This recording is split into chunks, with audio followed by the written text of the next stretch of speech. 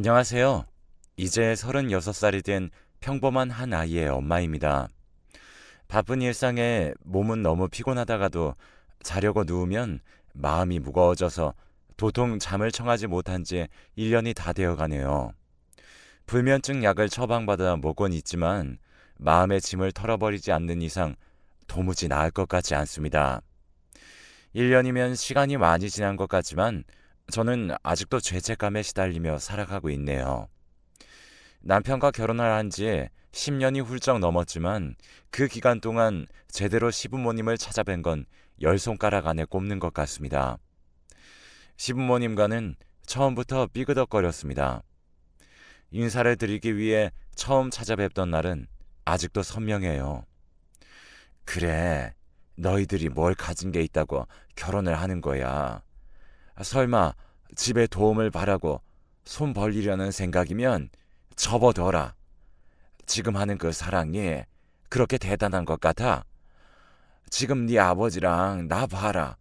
서로 각방 쓰면서 하루에 말은 얼마나 섰겠어.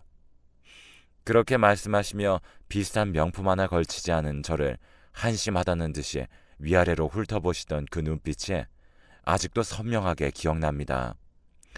저를 마음에 들어 하시지 않으시던 어머니의 따가운 말과 저 같은 건 안중에도 없다는 듯이 신문을 펼쳐보시던 시아버님, 그리고 저를 보고서 남편을 방에 데리고 들어가던 아주버님은 정말로 결혼을 다시 생각해보게 했습니다. 하지만 남편은 아주버님과 방으로 들어가 무슨 얘기를 나누는 것 같더니 갑자기 남편이 아주버님에게 버럭 화를 내는 소리가 들렸습니다. 어머니는 어디서 형에게 대드냐며 남편을 나무랐지만 남편도 그동안 서러운 것들이 많았는지 어머님에게 서운한 것들을 털어놓았습니다. 어머니, 제가 왜 가진 게 없겠어요? 저는 고등학교 때부터 대학교는 못 보낸다며 갈 거면 제 돈으로 가라고 압박하신 덕에 고졸로 작은 회사 취직해서 지금까지 아둥바둥 살아왔어요. 왜 제가 형 대학 등록금을 위해서 희생해야 했는데요? 이제 제가 알아서 살 겁니다. 신경 쓰지 마세요. 누가 뭐라고 했니? 억울하면 너도 공부 잘해서 법대 가지 그랬어. 네가 모자라서 그런 걸 왜 우리 탓을 하고 그래? 어머니, 진짜로 그러셨어요? 내가 그럴 리가 있니? 자기가 모자라서 그런 거지. 화가 나서 제 손을 붙잡고 나가려는데 저희 등 뒤에다 대고 굳이 말을 덧붙이더라고요. 남편은 굳은 다짐을 한 듯 저를 데리고 나와 사과했습니다. 그런 취급을 받게 해서 미안하다며 자기는 오늘마저도 이렇게까지 나올 줄은 몰랐다고 했습니다. 미안함이 가득한 그 표정을 보는데 그동안 얼마나 많은 상처를 받고 자랐을까 안쓰러웠습니다. 남편이 그러고 나온 후에도 가족들에게서는 전화가 한 통도 오지 않았고 상견례도 필요 없으니 결혼식 날짜와 시간, 장소만 문자로 찍어 보내라는 시어머니의 문자만 왔을 뿐이었습니다. 남편은 그런 가족들에게 많은 실망을 한 것 같아 보였어요. 그 이후로는 결심을 한 듯 정말로 가족들과 아무런 연락도 하지 않고 저희 부모님과 자주 만나며 저희들 나름대로 결혼식을 준비했습니다. 저희 부모님은 남편이 참 바르게 자라서 인성이 좋아 보인다며 남편을 굉장히 마음에 들어 하셨고 기어코 청첩장까지 나왔습니다. 청첩장이 나오자 저희는 고민에 빠졌습니다. 그래도 부모님인데 청첩장은 직접 드리고 인사를 드리는 게 맞았지만 지난번과 같은 일이 되풀이될까 염려스러웠어요. 하지만 어차피 결혼을 하면 부딪힐 일이 분명히 있을 테니 차라리 결혼 전에 미리 정리를 하는 게 낫겠다는 생각으로 시부모님 댁으로 다시 한번 찾아갔습니다. 이번에는 시부모님과 아주버님 그리고 형님까지 거실에 둘러앉아 계시더라고요. 정적이 거실을 감싸고 있었습니다. 그 정적을 가장 먼저 깨고 말을 꺼낸 건 다름 아닌 어머님이셨습니다. 그래, 네가 우리 집을 위해서 많은 노력을 했다는 건 인정하마. 그렇지만 어른이 말하는데 그렇게 집 밖으로 나가버리는 건 너도 잘못한 거야. 저번 일로 우리는 너희한테 너무 많이 실망했고 너희들이 결혼식을 올리는 비용 정도는 보태주겠지만 그 외에 어떤 금전적인 도움도 바라지 말거라. 그리고 이런 일들도 너희 형이랑 형수를 자꾸 부르는 일도 없도록 해라. 둘 다 판사라서 일도 바쁜데 고작 이런 일 때문에 시간 버리면 쓰겠니? 결혼 후에도 따로 찾아오고 할 필요 없다. 그냥 너희들끼리 알아서 살거라. 아주버님이 결혼하실 때까지도 남편이 준 돈으로 결혼식 비용까지 모두 해결하셨다는 걸 들은 저는 표정 관리가 도저히 안 되더라고요. 그런데 그런 저희는 신경도 쓰지 않으시는지 할 말이 다 끝나자 아주버님과 형님은 방으로 들어가 버리고 아버님은 TV를 켜서 뉴스를 보기 시작하셨습니다. 어머님도 외출을 해야 한다며 준비하셨고요. 저희는 제대로 된 말 한마디조차 하지 못해 답답해하고 있는데 어머님은 저희가 거슬린다며 얼른 집으로 돌아가라며 저희를 내보내셨어요. 저는 피도 안 섞인 남이라지만 남편은 그래도 집안의 막내 아들인데 이런 취급을 받는 것이 너무 마음 아팠습니다. 그 이후로 정말로 시댁과는 아무런 연락을 하지 않고 결혼식을 올렸습니다. 결혼식 날 양가 부모님은 처음으로 마주하는 것이었는데 저희가 인사시켜드리려고 하자 악수를 청하시는 저희 아버지의 손을 대충 잡는 신용만 하시더니 기본적인 인사치레만 하고 곧장 자리로 돌아가시더라고요. 결혼식이 끝나자마자 시댁 식구들은 모두 순식간에 돌아가 버렸습니다. 사진도 찍기 귀찮으시다는 걸 주위 사람들이 보는 눈이 있으니 어쩔 수 없이 찍으시고선 다시는 연락하지 말라며 뒤도 돌아보지 않고 가시더라고요. 그 이후로 저는 신혼여행을 다녀와서 그래도 며느리 도리는 해야 할 것 같아 전화를 드렸지만 몇 번 만에 겨우 받으신 어머니는 이럴 필요 없으니 연락하지 말라며 전화를 끊으셨습니다. 그 이후로 저는 따로 연락도 드리지 않고 남편과 잘 살아갔습니다. 금전적으로 풍족하지 않아 큰 집은 아니었지만 둘이 살기엔 딱 알맞는 크기에 두름에서 남편과 저는 깨를 볶는 재미로 살았어요. 그런데 어느 날부턴가 속이 더부룩하고 소화가 잘 안 되는 것 같아서 병원에 갔더니 임신이라는 소식을 들었습니다. 제 손에 들린 산모 수첩과 초음파 사진을 한참을 들여다봤어요. 너무 감격스러워 남편에게 알리고 저희 부모님에게도 알린 후 그래도 아이가 생겼다는 건 알려드려야 하지 않을까 싶어서 시어머님에게도 초음파 사진을 보내드렸습니다. 지금까지 문자를 보내도 한 번을 답하지 않으시던 시어머니가 처음으로 곧 명절이니 집에 한번 들리라는 답을 해주셨습니다. 그 답장에 그래도 시어머님이 마음을 여신 것 같아서 괜시리 기분이 좋았습니다. 답을 받은 저녁에 남편에게 시어머니가 명절이니 집에 들리라고 하셨다는 걸 알려주니 남편은 정색을 하며 거길 왜 가냐면서 안 가겠다고 하는 겁니다. 나는 안 갈 거니까 당신도 가지 마. 거기 가서 또 무슨 말을 들으려고. 그래도 이렇게 답장까지 해주신 거 보면 또 달라질 수도 있는 거잖아. 이렇게 안 가면 당신 괜히 미운 털만 더 박히고 당신도 그러는 거 싫잖아. 설마 임신까지 했는데 안 좋은 소리 하시겠어? 그래도 손주가 듣는데. 남편은 끝까지 가는 것이 썩 마음에 들지 않은 듯해 보였지만 저의 긴 설득 끝에 아주 잠시만 다녀오는 것으로 합의를 했습니다. 그리고 명절 당일 시댁을 가니 온갖 전들을 붙이고 계신 어머님은 제가 거실로 들어오자마자 앞치마를 던져주시며 얼른 와서 도우라고 하셨어요. 형님은 거실에서 TV를 보고 계셨는데 그런 형님에게는 아무 말도 안 하시고 저에게만 이러시는 게 조금 서운하기도 했지만 그래도 들어오자마자 분위기를 망칠 수는 없었기에 주방으로 들어가 전을 구웠습니다. 형님은 그런 저를 신경도 쓰지 않으며 뉴스만 보시더라고요. 저도 모르게 형님이 얄미웠는지 흘끔흘끔 형님을 쳐다봤습니다. 그런 저를 시어머니가 발견하시고서는 불만 있냐며 트집을 잡으셨어요. 왜? 너도 저기 가서 쉬고 싶니? 임신했으니까 너도 쉬게 할 줄 알았어? 쉬고 싶으면 너도 판사를 하시던가요. 그리고 임신한 게 유세니? 너네같이 없는 살림에 아이만 덜컥 낳아봤자 가난 물려주는 것밖에 안 돼. 우리 며느리랑 아들처럼 판사는 돼야지. 아이를 낳아도 앞날 창창하게 축복받으면서 큰 인물 되는 거지. 옛날부터 꼭 없는 것들이 생각 없이 아이만 가지고 뿌듯해하는 게 제일 이해 안 돼. 그 말은 들으면서 도저히 참기가 힘들었습니다. 짜증이 몰려와 저도 표정 관리가 힘들더라고요. 저도 곧 한마디 나올 것 같아서 참고 있던 와중이었네요. 남편이 아주버님과 이야기를 마치고 저를 돕기 위해 주방으로 들어오는데 뒤에서 아주버님이 하는 말에 도저히 참지 못하고 이번에는 남편의 손을 잡고 제가 시댁을 뛰쳐나왔습니다. 야, 네가 뭘 나를 도와. 너 같은 게 날 도울 처지가 되기나 해. 네가 지금 그렇게 사는 거 다 네 탓이지. 누굴 탓해? 뻔뻔스러운 아주머님의 말을 듣자 저는 들고 있던 뒤집개를 바닥에 내동댕이 쳤습니다. 모두가 깜짝 놀라서 저를 쳐다보더군요. 다들 너무하시네요. 저희 남편이 착하니까 참아주는 줄 아세요.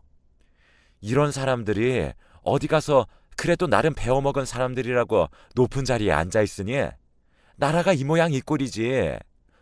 그리고 어머니, 자꾸 우리 며느리, 우리 아들 하시는데 저도 어머님 며느리고 남편도 어머님 아들이에요. 어쩜 같은 배로 낳으셨으면서 이렇게까지 두 아들을 차별하실 수가 있으세요? 그러니 첫째가 저 모양 저 꼴이죠. 어디 고마운 줄도 모르고 자기 잘났다고만 하는 사람 밑에서 얼마나 큰 힘을 나오나 지켜봐야겠네요. 그럼 너도 용돈을 주던가. 어디서 큰 소리야? 그럴 재주도 없으면서 누가 누굴 평가해. 그리고 차별? 너 말 다 했니? 너 고작 임신했다고 예쁨 받을 줄 알고 여기 온 거 누가 모를 줄 알아? 참 너네는 능력도 없고 염치도 없구나. 그 와중에 콩고물은 탐이 나더니. 저희는 콩고물 바란 적도 없고 받은 적도 없네요. 안녕히 계세요. 처음에 어머님이 하신 말씀대로 다시는 찾아뵙지 않겠습니다. 그리고 저는 남편과 짐을 싸서 나왔습니다. 차에 탄 후로 제가 너무 씩씩거리고 있자 남편은 저를 안아주며 자기 대신에 화를 내줘서 고맙다고 하더라고요. 도저히 이 기분으로는 친정을 가도 풀리지 않을 것 같아 남편과 저는 그냥 집으로 돌아왔습니다. 그 이후로 아이가 태어날 때도 돌잔치를 할 때도 초등학교에 들어갈 때까지도 10년간 한 번도 시댁과는 연락을 하지 않고 살았습니다. 그래도 돌잔치같이 아이에게 큰일이 있으면 사진을 찍어서 어머님에게 보내긴 했어요. 여전히 답은 없었지만요. 그렇게 저희들끼리 행복하게 잘 살고 있었는데 아주버님이 어떻게 알고 저희 집으로 찾아오셨습니다. 그런데 저희에게 하는 말이 어머님이 폐암에 걸리셔서 이제 살 날이 얼마 남지 않았다며 돌아가시기 전에 어머님이 남편을 보고 싶어 한다는 이야기였습니다. 남편은 그게 무슨 소리냐며 이제 다 죽을 때 되어서야 찾는 자식이 맞기는 하냐며 자기는 보지 않겠다고 딱 자르고 아주버님을 쫓아냈습니다. 남편은 딱 잘라 말하기를 했지만 고민을 하는 듯 했습니다. 그 이후로 아주버님은 몇 번 더 찾아오셨지만 남편은 고민을 하면서도 여전히 만나지는 않겠다고 이야기했습니다. 그러자 어머님이 아픈 몸을 이끌고 직접 찾아오셨어요. 너희는 꼭 몸이 안 좋은 날에 여기까지 오게 해야겠어. 이래서 못 베어 먹은 것은 안 돼. 너는 할머니 보고 인사도 안 하니? 10년 만에 본 어머니는 정말로 몸이 말라서 걸어다니는 게 신기할 정도였습니다. 그리고 숨을 쉬는 게 힘드신지 말을 하는 도중에도 몇 번이나 숨을 몰아서 쉬셨습니다. 그런데 남편은 여기를 왜 찾아온 거냐며 당장 나가라고 소리쳤어요. 여기까지 찾아온 어미를 이렇게 내치는 몹쓸 자식이 세상 천하에 어디 있어? 지금까지 제가 어머니 자식이긴 했어요. 여기까지 찾아오신 거 보면 아직은 살만하신가 보네요. 얼른 돌아가세요. 그렇게 남편과 어머님은 실랑이를 벌였습니다. 10년 동안 어머님은 시댁에서 무슨 일이라도 당하신 건지 자기 말을 들어봐 달라고 하셨고 남편은 듣지 않겠다고 했습니다. 하지만 결국엔 남편이 두 손 두 발 들고 할 말이 있으시면 하라고 하시자마자 저희 소파에 털썩 주저앉으시더니 숨을 몰아쉬면서 그간의 상황을 설명하셨어요. 시아버님의 사업을 동업자가 돈을 들고 도망가 버리는 바람에 그 돈을 아버님 돈으로 메꿔야 했고 그러다 돈이 부족해지자 어머님의 재산을 노리고 있는 것 같다면서 거기에 지금 아주버님도 아버님 편에 서서 은근히 어머님의 재산을 탐하고 있다고 하더라고요. 10년 전 집에서 무시의 대상이었던 남편이 사라지자 그 화살이 어머님에게 모두 돌아갔다고 합니다. 음식을 해서 조금이라도 싱겁거나 짜면 바로 모두가 어머님을 한심하게 보는 것이 느껴졌다고 해요. 그렇게 10년 동안 그 집에서 괄시받고 살았는데 이렇게 자기가 죽으면 그 사람들이 자기 재산을 가져가는 것은 싫다고 하셨습니다. 생각만 해도 그동안의 서러움이 몰려오셨는지 눈물을 훔치시고서는 저희에게 미안하다고 사과하시더라고요. 자기가 하는 게 처음에는 차별인지 몰랐고 나중에는 그게 당연하게 되어버려서 돌이킬 수가 없었다며 이런 변명밖에 못해서 미안하다고 하셨습니다. 감정이 격해지셨는지 눈물을 너무 많이 흘리시며 숨을 헐떡이셨어요. 지금까지 집에 많은 도움을 준 걸 무시해서 미안하다며 고마웠다고 말씀하시는 순간 뒤로 넘어가시면서 의식을 잃으셨습니다. 저희는 너무 놀라 응급차를 부르고 병원으로 향했지만 결국 어머님은 병원에 도착하기도 전에 숨을 거두고 마셨습니다.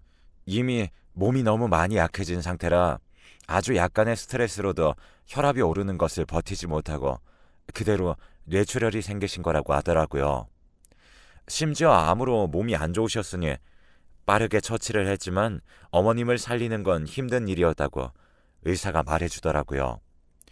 뒤늦은 어머님의 이야기를 듣고 생각할 겨를도 없이 떠나버려 남편과 저는 착잡한 마음으로 장례를 치렀습니다. 그래도 자식된 도리는 해야 하지 않겠어요. 그런데 남편이 장례식장으로 들어가니 아버님과 아주버님은 호통을 치며 남편에게 여기가 어디라고 발을 들이냐며 쫓아내려 했습니다. 남편은 마지막으로 어머니가 찾아오셨을 때 충분히 이야기를 많이 나눴고 어머니 마지막 가시는 길은 자식된 도리를 해드리고 싶다고 했습니다.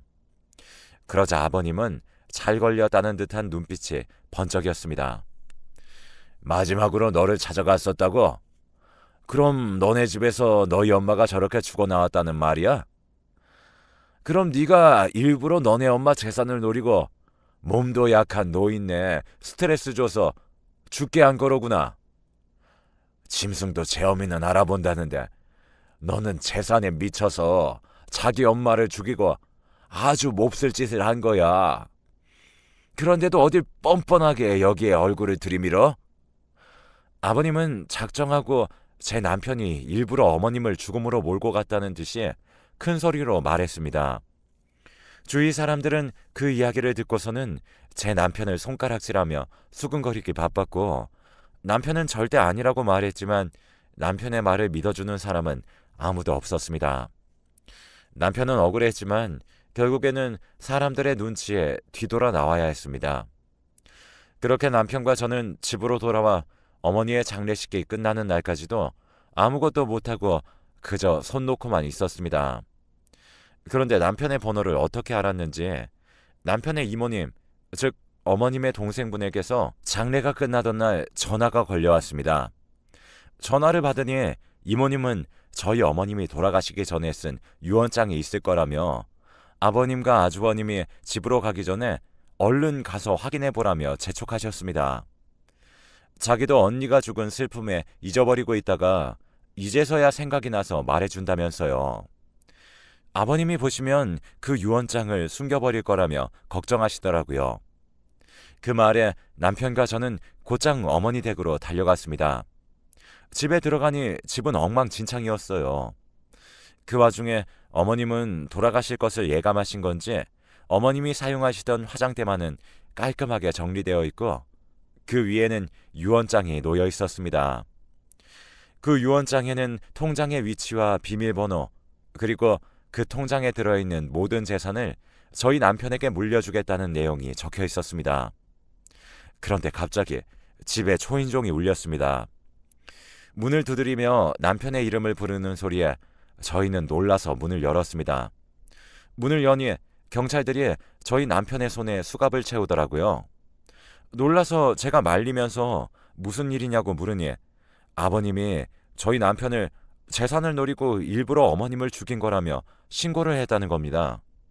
저는 그게 무슨 말도 안 되는 소리냐며 유언장을 내밀었지만 이게 조작된 건지 어떤지 지금은 모르니 남편이 범인이 아니라는 증거가 될 수 없다면서 남편을 무작정 잡아가 버렸습니다. 저는 순식간에 벌어진 일에 어쩔 줄 몰라 했지만 남편이 억울하게 누명을 쓰게 할 수는 없었습니다. 아버님과는 법정 공방까지 벌였고 그 과정에서 어마어마한 변호 비용이 들었어요. 아무래도 아주버님이 판사다 보니 아는 검사며 변호사며 알고 있으니 저는 지지 않기 위해서는 더 능력 있는 변호사를 구해 남편을 빼내야 했습니다. 여러 번의 재판을 거치며 시아버님의 증언은 매번 달라졌었고 저와 남편의 증언은 일관성이 있었어요. 그리고 결정적으로 어머님이 유언장을 그저 혼자 쓰시지 않으셨더라고요. 저희에게 전화를 해주신 이모님이 유언장을 쓰실 때 증인으로 있으셔서 이모님이 그 사실을 알려주신 덕에 변호사를 통해 쓴 유언장이라는 사실을 알아내서 공증을 보여주어 유언장을 위조하지 않았다는 사실을 밝혔습니다. 오히려 아버님은 위증죄와 무고죄로 되려 역풍을 맞으셨죠. 아주버님네는 이번 일을 계기로 형님이 아주버님의 행동에 많은 충격을 받으셔서 이혼을 하게 되었다는 소식을 들었습니다. 형님의 집안은 꽤 잘 사는 판검사 집안이었는데 품위가 떨어지는 사위가 부끄러우셨는지 형님에게 이혼하라고 압박을 했다고 하더라고요. 그 이후로 아주버님은 지방의 작은 법원으로 내려가셨다고 하네요. 결국에는 온 집안이 콩가루가 되어버렸고 어머님의 재산은 고스란히 저희에게 돌아왔습니다. 하지만 1년이 지난 지금도 그 돈은 한 푼도 건드리지 못하고 어떻게 해야 할지 고민하고 있습니다.